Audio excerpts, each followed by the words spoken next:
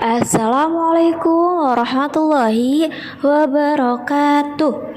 Wilujeng enjing kakak soleh-soleha, kumaha kabarna? Alhamdulillah luar biasa, Allahu Akbar.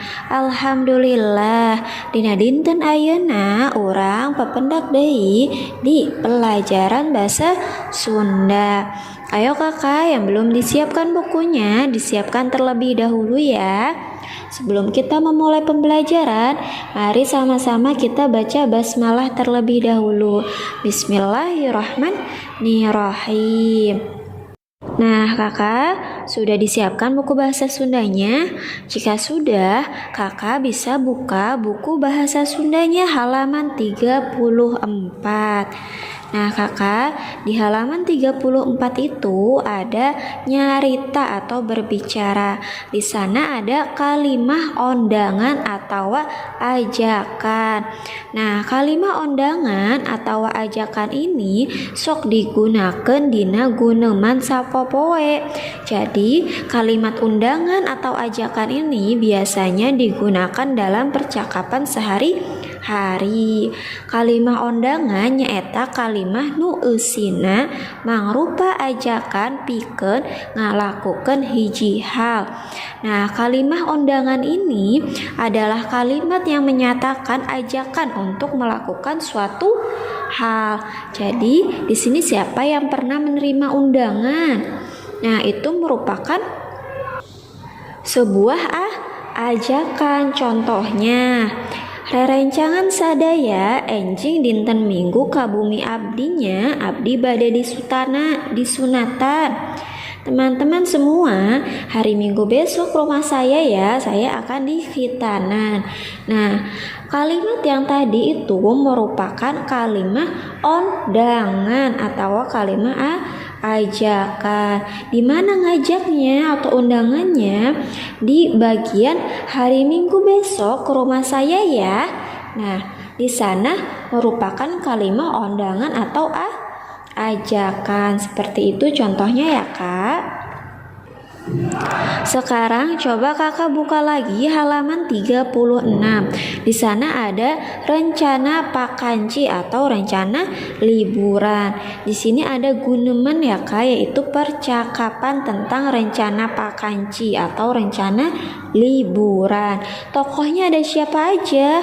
Ada Sri, Yati, sareng Nenden. Nah, ibu baca kan ya, kakak juga perhatikan buku paketnya. Yati saminggu deui pere sakola. Yati parantos gaduh rencana kanggo ngeusi pakanci. Yanti seminggu lagi itu libur sekolah. Kamu sudah mempunyai rencana untuk mengisi liburan belum? Kata Yanti, parantos muncios mah bade liburan di bumi nini. Sri parantos gaduh rencana kanggo ngeusi pakanci. Kata Yanti tuh, sudah kalau jadi mau berlibur ke rumah nenek. Kalau Sri udah punya rencana belum? Nah kata Sri, abdi mah teu acan gaduh, saya mah belum punya. Kata Yati, lamun kitu mah Sri ngiring wae sareng abdi. Kata Yati tuh, kalau begitu ayo ikut aja sama aku, katanya gitu. Nah di sini kata Nenden, Sri mending ngiring sareng abdi sakeluarga bade pelesir ka kebun binatang. Katanya gini, Sri lebih baik ikut dengan saya saja. Saya bersama keluarga akan bertamasya ke kebun binatang. Kata Sri, bakal pikareseupeun atuh ngarah leuwih rame. Kumaha mun Yati diajakan oge. Nah artinya akan menyenangkan agar lebih ramai. Ayo bagaimana kalau misalkan Yati diajakin juga? Kata Nenden, nyahayu atuh lamun Yati bade ngiring mah ya silahkan, kalau Yati mau ikut mah. Kata Yati, tapi abdi bade nyarios sareng minta izin heula ke ibu sareng bapaknya. Saya tapi mau minta izin dulu ke ibu sama bapak ya. Kata Sri, saya juga mau minta izin dulu. Jadi dalam guneman ieu atau dalam percakapan ini menceritakan tentang rencana liburan Sri, Yati, dan Nenden. Yati Yati sudah punya rencana ke rumah neneknya, sedangkan Nenden punya rencana ke kebun binatang. Nah, kalau Sri ini, Sri belum punya rencana liburan.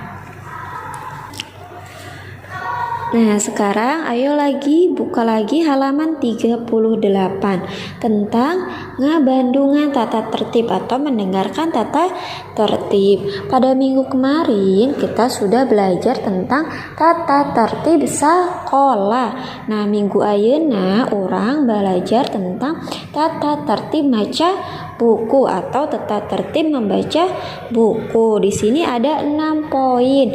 Ayo kakak perhatikan. Yang pertama, maca doa samemeh maca buku. Kita harus baca doa terlebih dahulu sebelum kita membaca buku. Tata tertib yang kedua, maca tong sabari sasarean. Membaca itu tidak boleh sambil tiduran. Kenapa tidak boleh sambil tiduran? Karena kalau kita membaca sambil tiduran, nanti badan kita akan sakit, matanya pun akan perih. Lalu yang nomor 3, jarak panon jeung buku kurang lebih 30 cm. Jarak antara mata dengan buku kurang lebih itu 30 cm. Jadi ketika kita membaca buku, jangan terlalu dekat dengan mata kita ya kak. Iya, sekarang nomor 4, awak diajekeun atau badannya ditegakkan. Ketika kita membaca buku, badan harus tegak, tidak boleh membungkuk. Yang nomor 5, pikiran dipusarkan karena buku nu dibaca. Pikirannya dipusatkan ke buku yang dibaca. Jadi kita harus fokus ke buku yang kita baca. Agar apa?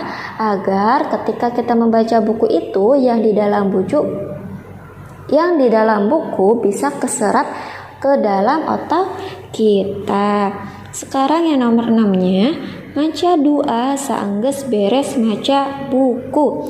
Nah, tadi sebelum membaca buku kita membaca doa. Sekarang pun setelah membaca buku kita pun harus membaca doa. Nah, sekarang lihat halaman 42-nya. Ada pancen atau tugas. Pek kelengkapan kalimah dihandap ieu, pilih tina kecap-kecap nu geus disadiakeun dina jero kotak. Nah, di sini artinya lengkapi kalimat di bawah ini, pilih dari kata-kata yang telah disediakan di dalam kotak. Lihat kakak, di bawah sini itu ada kalimat yang belum lengkap, masih ada titik-titiknya.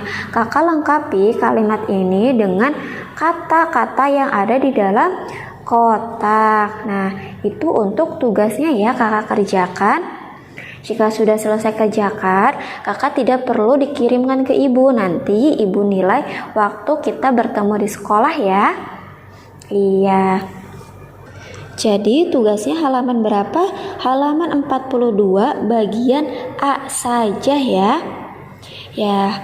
Nah, sekarang kalau misalkan kakak sudah mengerjakan tugas yang halaman 42 bagian A-nya, kakak coba tulis kosakata ini di buku tulis ya.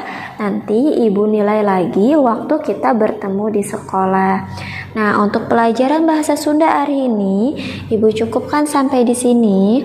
Terima kasih kakak yang sudah menyimak videonya. Wassalamualaikum warahmatullahi wabarakatuh.